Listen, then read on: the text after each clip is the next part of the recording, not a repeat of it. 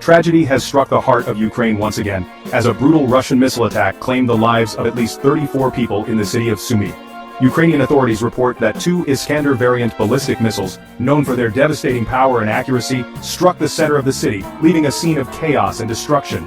The attack also left 117 people injured, including 15 children, adding another layer of heartbreak to this horrific event.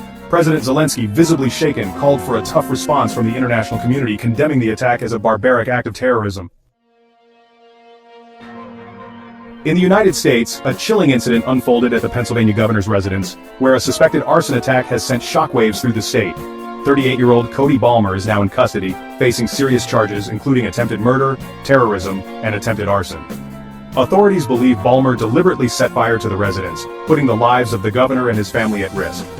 Thankfully, Governor Josh Shapiro and his family were able to evacuate safely, but the incident raises serious concerns about the safety of public officials and the growing threat of political violence.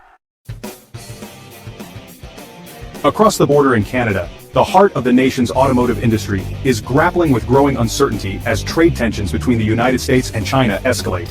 Windsor, Ontario, a city intrinsically linked to Detroit and the American auto industry, is bracing for the worst as U.S. tariffs threaten to disrupt the delicate balance of production and jobs.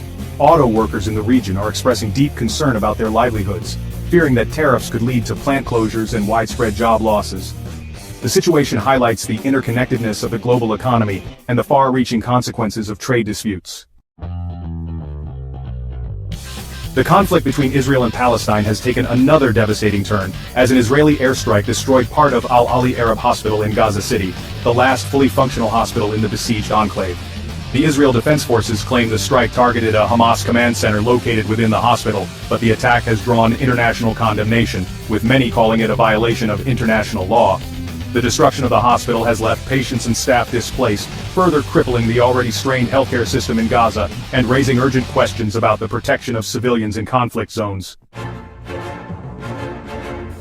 Back in North America, the ongoing trade war between the United States and China is casting a long shadow, with experts warning that Canadian consumers could soon feel the pinch.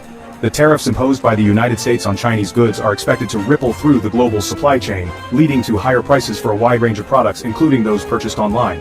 Canadian shoppers, particularly those who rely on online retailers that route goods through United States distribution centers, could see their purchasing power eroded as the cost of everyday items rises. The situation underscores the complex and interconnected nature of the global economy.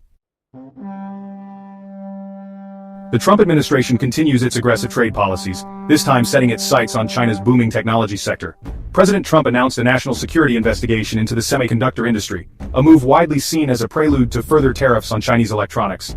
The investigation, which could take months to complete, is likely to exacerbate tensions between the two economic superpowers and further disrupt global supply chains.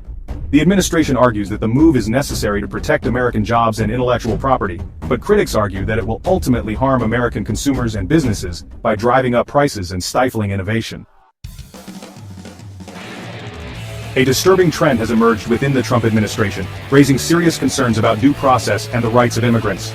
Reports have surfaced that administration officials have publicly labeled detainees as gang leaders or terrorists without providing any evidence to support these claims in court.